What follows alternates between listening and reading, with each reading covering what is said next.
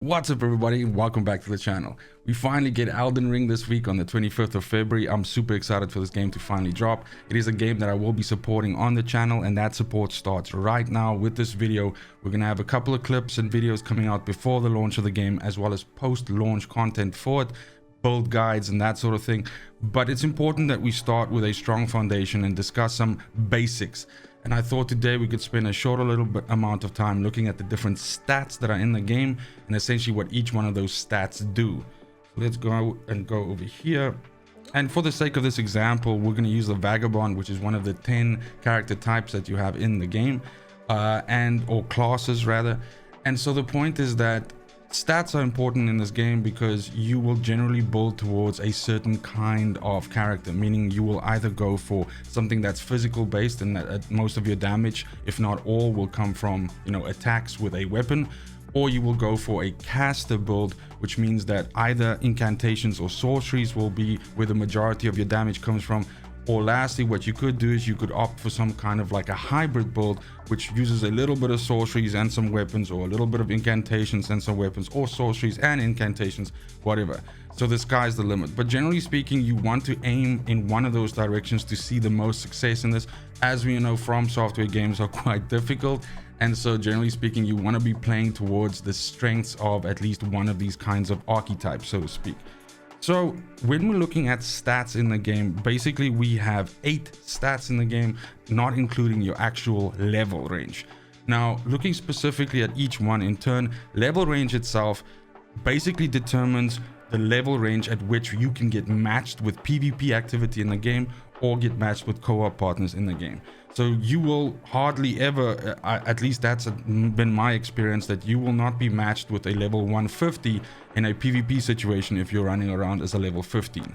Now, generally speaking, the From Software games, the multiplayer side of it, has a meta, so to speak, and there's usually a level at which players sort of settle at, and that then is essentially the level at which players do PvP. And it kind of is I find it to be, at least with the most recent Demon's Souls remake, which I played on PS5, it settles on a place where you can get a relatively strongish character, but not, something that would take someone an excessive amount of time to play up to. So for instance, the meta in Demon's Souls remake was at level 120. But nonetheless, the different character classes in this game start at different levels. The Vagabond starts at level 9, and just as an example, you have a class in the game called the Wretch, which starts at level 1. So this means that as the Vagabond, you will start at level 9, and as I said, this pretty much just determines what you can get matched with in terms of PvP as well as co-op. Then when we go over to Vigor, Vigor essentially means, translates into your health bar. So every point that you put into Vigor is going to increase your red bar, the life bar, and just means that you can take more damage and you can essentially, sustain fights longer, and that's basically it. Now, Vigor can sometimes be attached to specific equipment, although I don't think that's the case for Elden Ring, and this literally is only determined to your health pool. Next, we have Mind. So Mind is your mana bar. So exactly the same things that I said about Vigor for the health bar rings true for the Mind stat. Now, Mind is very important for casters because this determines your mana pool, meaning more mana pool means more, spells. So this is definitely one that you want to keep an eye out for in the case of wanting to play a caster role. If you want to go a hybrid, you might also just want to put some points into this so that you can afford the mana cost of some of the lower spells, which you're including as a hybrid. Whereas if you are a physical damage dealer, if you're planning on only using weapons, this is potentially a stat that you can go ahead and skip. Next, we have Endurance. Now, Endurance determines your stamina bar. Stamina is used for things like rolling, dodging in the game and all of that. And generally speaking, the game does sort of want you to be able to be mobile and to have stamina to dodge, abilities. You can't always block everything. So you definitely want to have some stamina available. This is also, of course, used when you run. So your stamina bar depletes over time with that. And then last but not least, your endurance also determines the equipment load that you can carry. So of course, we have grades of heaviness equipment in the game, from light armor all the way going to heavy. And this will, of course, determine the impact that equipment has on you and how fast your character will then move. So if you carry a lot of heavy armor but you have a low endurance stat, then you'll find your character to be incredibly slow, firstly, and secondly, basically almost depleting its stamina bar from one dodge or two. This is a very important stat for characters that are playing with weapons, because generally speaking, characters that play with weapons go in close to deal their damage. So you have to be very, mobile, you have to be able to dodge, and so you want that. Of course, also when you swing your weapons, that of course also uses stamina, so that's something to bear in mind.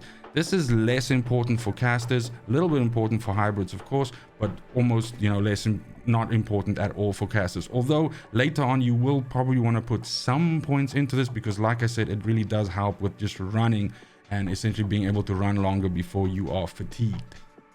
Enjoying the video?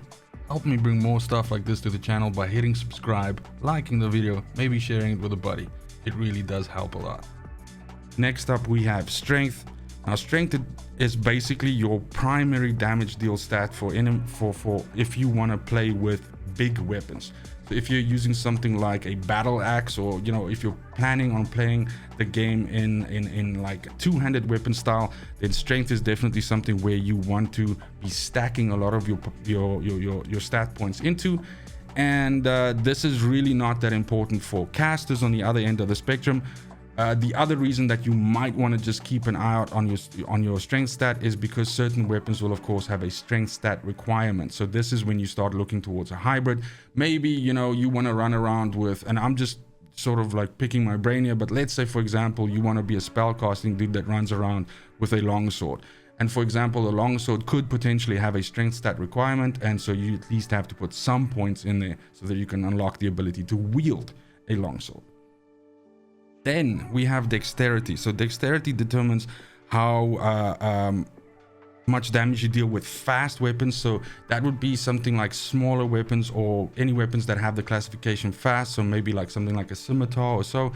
Generally speaking, this is also the stat that determines how much damage you deal with ranged weapons. So of course the game has bows in it, short bows, long bows, anything like that. So this also does determine the damage that you deal with those weapons. And then last but not least, actually dexterity also helps you with casting speed, which could be an issue because some of the later spells in the game, and especially if we look at previous From Software games, the casting speed of some of the more powerful spells is obviously the counterpoint to you using them, where often you can get caught off guard because you're taking too long to cast a specific spell. And this can of course be very helpful in PvP situations where the idea is to get the spell out as fast as possible before the enemy jumps on you. Then rounding it out near the bottom, we have intelligence. Now intelligence basically determines the power of sorceries. We have two different kinds of spellcasting in the game. We have sorceries, so think of sorceries as your mage, and then you have incantations, so think of incantations as maybe like a cleric or something like that. I know those are two generic ways of describing it, but at least that's how my head sort of just makes sense of it. So sorceries are the main bread and butter of basically your damage dealing spells. That's not to say that incantations aren't damage dealing spells, but generally speaking, incantations are like heals and things like that, buffs and so on. So generally your sorceries are going to be the spells that you use to deal damage. So this is very good stat to stack for casters. And obviously on the other side of the spectrum, if you're planning on just using weapons in the game, you don't need to bother with this even for a second. Then we finally get over to faith. Now faith is the exact partner to intelligence. So faith does everything for incantations that intelligence does for sorcery. So same thing again, if you are planning on building a caster but focusing on faith abilities, then you definitely want to be stacking this up as much as possible. If you are thinking of playing a hybrid that uses both of these, that cast sorceries as well as incantations, then you definitely want to be putting points into intelligence and into faith. And then again, if you're planning on only using weapons, you can go ahead and skip the stat completely. And then last but not least, we have Arcane. Now, Arcane determines your damage with specific spells in the game. So this can affect the damage of particular summons or anything like that, or there could be specific spells in the game that pull power from Arcane. But the other thing that Arcane also does is item discovery. So essentially having you have more luck when you loot chests, when you loot random pickups, and to be able to get more powerful items. So You do want to probably stack this as if you are planning on using the arcane abilities in the game. You definitely want to be putting some stats into this. Again, if you're building some kind of like a hybrid, you're going to have to, you know, fish your points between intelligence, faith, and arcane. But that might be a case of actually spreading yourself too thin. So probably it's difficult to say right now. And of course, once we have the game in hand, that might be the actual case that you can do it. But it seems to me right now that you might have to at maximum focus on 2 instead of all 3 if you're building a hybrid. And then of course, the point is, if you are playing a weapon-based character, then you don't have to worry with this at all, unless you are looking for the additional luck or essentially item discovery. So that's it for the video, guys. Just a short one today. I just wanted to cover these basic stats, and the reason why I'm doing this is I have a follow-up video for this, which is coming out tomorrow night, and that will actually look at the 10 different classes in the game and which stats they start with, which levels they start at, and which incantations and sorceries they start with. And then lastly, also mention the class that I will be playing first in the game. Let me know what other information about Elden Ring you're interested in the comments down below. Let me know which class you'll be playing if you are actually picking up the game, and if you're as excited for it as I am.